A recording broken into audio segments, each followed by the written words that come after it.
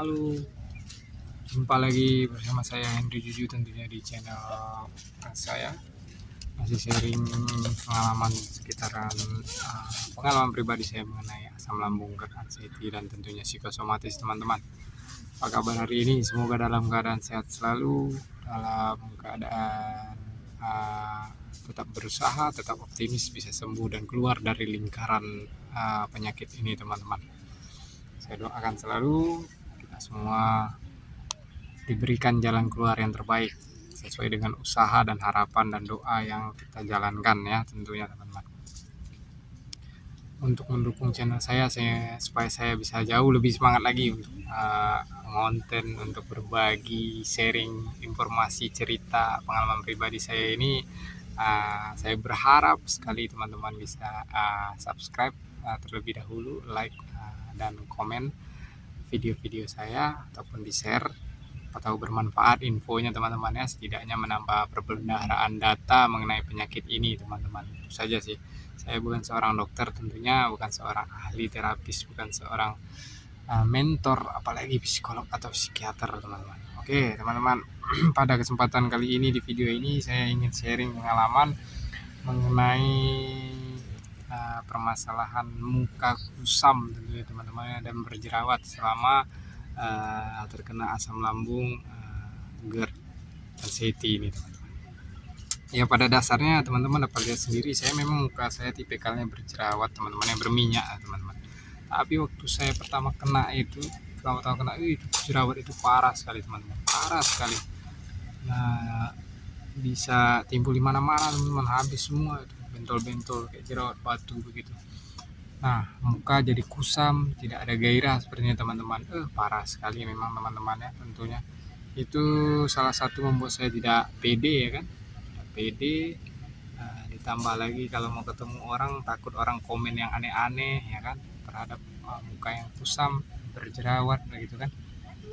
Ya sebelumnya kita terkena penyakit ini juga dulu teman-teman, tentunya teman-teman juga ataupun saya pribadi tahu bahwasanya jerawat itu bisa timbul kapan saja. Banyak faktor, pertama kebersihan dan hormon ya, kebersihan dan hormon. Nah sama seperti itu, sedangkan kita tidak sakit asam lambung saja bisa diserang oleh jerawat tersebut, apalagi kalau kita yang terkena asam lambung tersebut teman-teman. Nah penyebabnya setelah saya pelajari ada beberapa faktor teman-teman. Yang pertama, adanya rasa mengeluh dan khawatir teman-teman. Dengan kita selalu mengeluh dan khawatir ini membuat suatu hormon di dalam tubuh kita menjadi tidak seimbang. Saya lupa nama hormonnya teman-teman, tapi itu mempengaruhi berkembangnya jerawat tersebut teman-teman, tidak seimbangan tersebut. Jadi kelenjar yang menyebabkan jerawat untuk tumbuh, untuk keluar itu sangat besar kemungkinannya. Itu yang pertama. Yang kedua, setahu saya kurang istirahat teman-teman, ternyata kurang istirahat atau istirahat yang tidak berkualitas seperti tidur malam teman-teman. Kalau tidak dapat kualitas tidurnya juga menyebabkan jerawat ternyata teman-teman. Selain kualitas tidur, juga banyak pikiran juga menyebabkan jerawat teman-teman.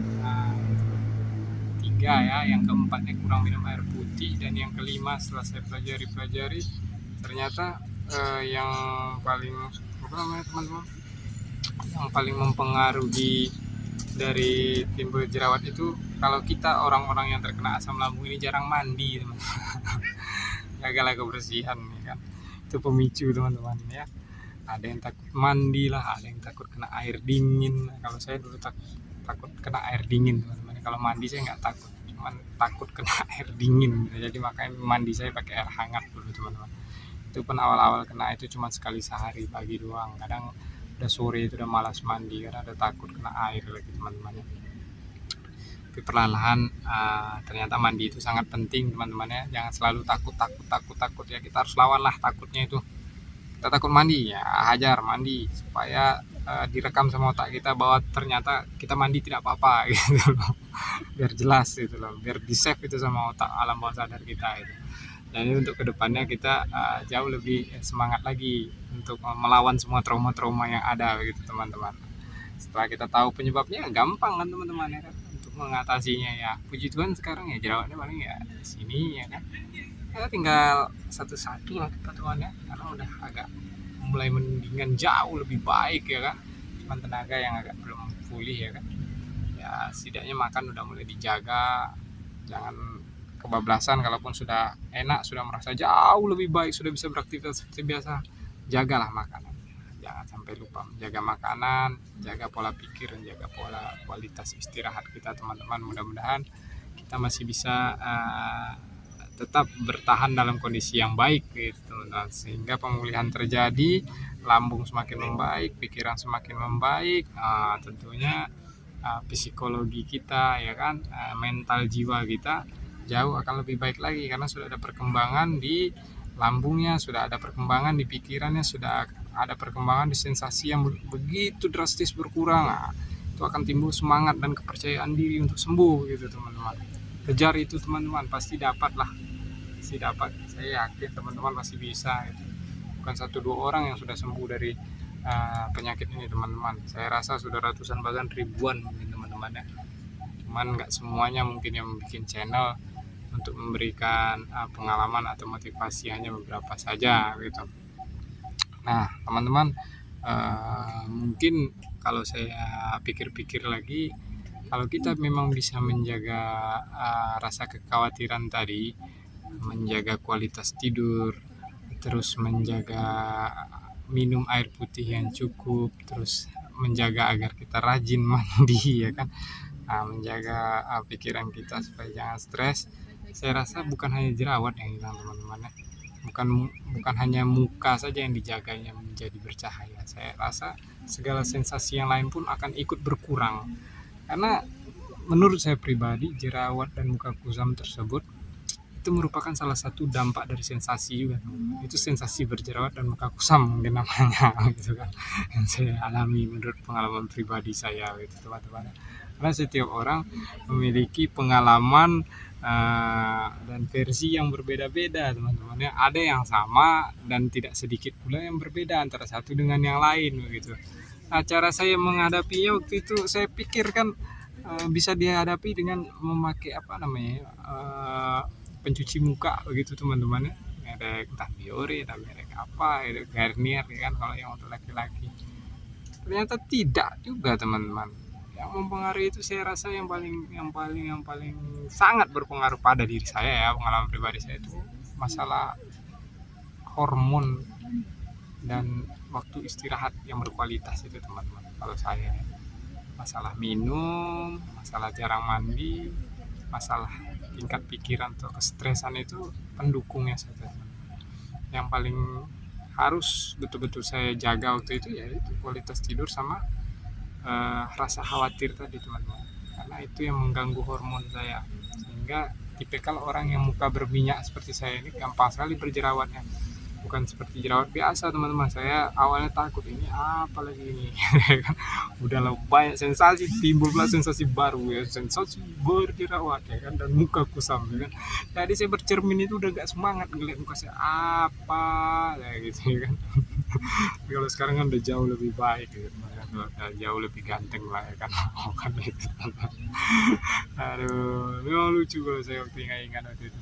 Walaupun istri saya tidak komen ya saya tahu juga pasti dia, aduh ini suamiku kusam kali mukanya, karena kelihatan orang yang banyak pikiran, orang khawatir itu kelihatan tercermin dari mukanya teman-teman. Bisa dibohongi lah untuk hal yang seperti itu. Nah oleh sebab itu saya juga harus rutinkan juga senyum ya kan, selain menjaga kualitas tidur, senyum, melakukan hal-hal yang membahagiakan. Kembali lagi pada hari ini saya jalan-jalan di taman teman-teman supaya timbul suatu apa namanya kerilekan di dalam pikiran, di dalam jiwa kita ya kan. Lihat orang rame ya kan enak gitu kan, jangan lagi melihat orang rame takut, itu bahaya itu teman-teman. Jangan sampai terlalu lama dan terlalu berlarut-larut dengan hal yang begitu, soalnya nanti dia menganggap hal itulah yang lumrah di teman-teman ya.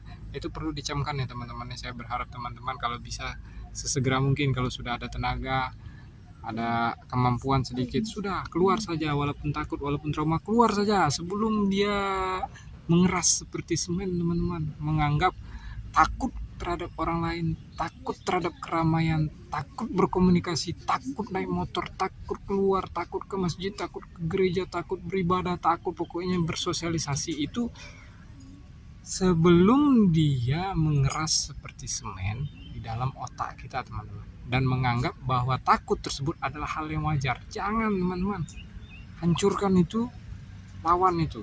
Kalau takut misalnya pergi ke keramaian supaya otak dan alam bawah sadar kita itu ngerekam bahwasanya memang itu tidak wajar untuk hal yang takut seperti itu tidak lumrah. Ajarkan otak kita ngerekam hal yang seperti itu teman-teman. Jangan sampai dia ngerekam bahwasanya wajar kok takut, wajar, udahlah namanya juga sakit. Jangan teman-teman, dilawan teman-teman. Semakin lama berlarut-larut nanti teman-teman, percaya, harus semangat, harus dilawan. Takut naik motor, ya udah minta dibonceng. Kalau seandainya sudah yakin, sudah ada kemauan, sudah ada tekad yang kuat, ya kan, tentunya dengan dipandu oleh orang yang betul-betul dipercaya, bawa motor di lapangan kosong dulu, ya kan, lihat kemajuannya, berani nggak, harus dilawan itu ketakutan, trauma-trauma yang kayak gitu. Memang agak lama, tapi perlahan harus bisa. Jangan dibiarkan trauma itu terus berlanjut teman-teman. Ya begitu untuk melawannya. Kalau tidak, kapan mau sembuh gitu loh. Kapan kita mau hidup kembali normal teman-teman? Merasakan adanya kemajuan dan jauh lebih membaik itu adalah sesuatu pemicu semangat kita teman-teman untuk jauh lebih baik lagi, untuk jauh lebih sembuh lagi gitu teman-teman. Apalagi kita yang laki-laki sebagai kepala rumah tangga, mau sampai kapan teman-teman larut dalam lingkaran penyakit yang tidak jelas ini gitu, yang mempermainkan pikiran, mental dan perasaan kita ini. Ayo bangkit, kita harus cari uang untuk menghidupi keluarga kita teman-teman. Syukur-syukur kita memang pewaris, ya kan. Yang kasihan ini seperti saya teman-teman, perintis, nah nggak kerja ya nggak makan gitu. Nah itulah teman-teman, apa yang mau kita kasih makan anak bini kita, ya kan. Kalau kita tidak bertekad dan berubah sesegera mungkin, jangan berpikir kapan, berapa lama kita akan sembuhnya teman-teman. Tapi yang harus kita pikirkan, sejauh mana, semaksimal mana usaha kita untuk sembuh. Itu yang harus kita tanya ke diri kita. Bukan berapa lama lagi ya harus sembuh. Bukan seperti itu teman-teman. Karena kesembuhan itu secara tidak langsung datang sendiri nanti pada waktu yang pas. Perlahan-perlahan seperti menaiki anak tangga, tiba-tiba ada di anak tangga yang ke-10 sembuh tanpa terasa gitu. Tapi yang harus kita pertanyakan ke diri kita, sejauh mana usaha kita, semaksimal mana kita berusaha untuk sembuh, untuk terbebas dari lingkaran penyakit 1001 macam sensasi yang gak jelas. Percayalah teman-teman, bukan hanya teman-teman yang capek, bukan hanya teman-teman saja yang merasa suntuk dengan penyakit ini. Keluarga teman-teman, orang terdekat teman-teman, anak teman-teman, suami teman-teman, istri teman-teman, orang tua teman-teman juga bosan karena waktunya lama teman-teman. Jadi mau tidak mau kita yang harus betul-betul sadarkan diri, kita harus semangat gitu. Kalau tidak sekarang, kapan lagi teman-teman ya? Apalagi seorang kepala rumah tangga tentunya harus berusaha menghidupi keluarganya, anak istrinya. Berharap jangan pernah patah semangat teman-teman ya. Jangan terlalu banyak pikiran, nanti mukanya kusam. Nanti mukanya berjerawat. Seolah-olah memberikan nasihat, ya kan. Padahal waktu saya dulu melewatinya juga agak sulit teman-teman untuk membangkitkan semangat, ya kan. Ya tidak apa-apa, itu semua proses ya, perlahan, bertahap, step by step, ya kan. Seperti kata orang-orang pintar bilang, step by step, ya kan. Tahap demi tahap mungkin ya, seperti itu artinya. Yang penting tetap ada kemauan, jangan hanya pasrah dan mengatakan bahwa sensasi itu normal. Iya, pada dasarnya memang normal, tidak masalah. Cuman jangan mau menormalkan sensasi tersebut teman-teman. Menganggap normal saja, menganggap biasa. Jangan. Kalau bisa sekali, 2 kali, 3 kali saya ngerasakan sensasi, siap itu hilang sensasi itu, jangan pernah balik lagi. Begitu maksud saya teman-teman. Aduh, memanglah pengalaman saya ini lucu kadang teman-teman ya. Udahlah, memang dasar muka kita yang berminyak, yang berjerawat, ditambah lagi dengan itu kusam, ya kan, ditambah lagi kayak orang pucat, kurang darah, ya kan, karena jarang bergerak, ya kan? Jarang bergerak juga membuat muka kusam juga itu teman-teman, jangan salah-salah. Makanya sering bergerak ya lah, bergerak gitu. Itulah tips-tips saya menghadapi supaya muka saya udah cerah sekarang dulu. Coba teman-teman komen dulu. Saya rasa agak cerah lah ya, agak cerah. Dan walaupun tidak terlalu cerah, karena pada dasarnya saya bukan orang yang berkulit putih atau klimis yang bisa merawat diri seperti itu. Tidak, ini bukan jerawat banyak dulu waktu masih remaja ya kan, mungkin hormon saya beda. Jadi itulah pada intinya teman-teman. Cukupkan tidur, banyak bergerak ya kan, cukup minum air ya kan, jangan banyak pikiran dan stres, apalagi jangan khawatir dan takut, banyak ketakutan, banyak mengeluh, itu kusam muka dibikinnya teman-teman. Hindarilah itu supaya muka berseri, supaya sensasi-sensasi lain juga bisa terhindar dengan cepat ya kan. Saya rasa bukan hanya kusam yang hilang ya kan, jerawat juga hilang, kelingan juga berkurang, pusing juga berkurang ya kan, tenaga jadi bertambah ya kan, apalagi kesemutan jadi hilang, debar jantung jadi hilang, begah jadi hilang, kembung jadi hilang. Kalau dijalankan yang itu saya rasa ya akan memberikan dampak yang sangat positif. Itulah mungkin pengalaman pribadi saya teman-teman. Lucu ya, memang lucu ya kan. Tapi pas waktu ngalami ya memang aneh teman-teman. Sekarang masih bisa ketawa saya kan, udah bisa ketawa ya kan. Pas ngalaminya itu ngeri kali teman, seakan-akan ngelihat cermin di rumah itu kayak ngelihat ngelihat sesuatu yang kok nggak ada semangat lah orang yang di cermin ini, padahal kita kan lucu ya. Nggak ada lah semangatnya, nggak ada, kekurangan darah kayak ini. Banyak pikiran kayak ini, diserang anxiety kayak ini, nggak enak banget teman-teman. Apalagi mulai timbul kecemasannya, lagu sakit lagu, nah mulai itu naik-naiknya, ujungnya takut ya kan, keringat dingin, gemetar ya kan. Kalau udah kayak gitu cepat-cepat kamar mandi teman-teman, langsung siram pakai air kan, cuci mukanya kan, biar kembali lagi fokus gitu. Itu dia teman-teman ya. Lucu-lucu lah, cerita lucu-lucu kita lah berkaitan dengan jerawat dan muka kusam yang saya alami ini teman-teman. Kebetulan saya lagi di taman kayak kemarin teman-teman ya, taman satu kampus di Kota Pekanbaru ya. Teman-teman kalau ada teman-teman yang di Pekanbaru boleh kapan-kapan kita sharing langsung, ketemu langsung boleh gitu. Tapi kalau mentoring saya nggak bisa mentoring, saya bukan mentoring, tapi kalau sharing ayo cerita-cerita pengalaman pribadi saya atau cerita pengalaman pribadi temannya, ayo kapan-kapan boleh gitu kan. Ada waktu saya, pas ada waktu teman-teman ya tentunya, cocokkan waktu, boleh kita ngobrol-ngobrol ya tentunya teman-teman gitu. Ya setidaknya saling memberi support. Si Jojo saya baru satu ya, umur 5 tahun, lagi lucu-lucunya ya, jalan 5 tahun sudah dialah teman-teman. Nggak happy kita, nggak merasa bersalah kalau kita nggak bisa bermain dengan anak-anak ya kan. Kita sendiri ya kan juga butuh perhatian kita gitu teman-teman.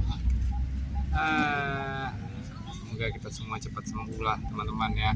Semoga yang baru kena, baru paham terserang anxiety, kecemasan, GERD, asam lambung ini teman-teman, baru yang pertama kena, saya pesankan jangan takut, tidak apa-apa, karena masih baru, cepat benahi pikirannya, cepat diperbaiki lambungnya supaya ada perbaikan yang cukup baik sehingga anxiety tidak semakin parah gitu, ketakutannya tidak semakin parah, kecemasan tidak semakin parah.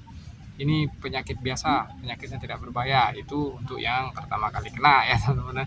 Kalau yang sudah di stage 2 bulan sampai 6 bulan, cepatlah, masih bisa, masih ada harapan, masih ada waktu ya, karena belum terlalu lama ya, masih hitungan bulan ya.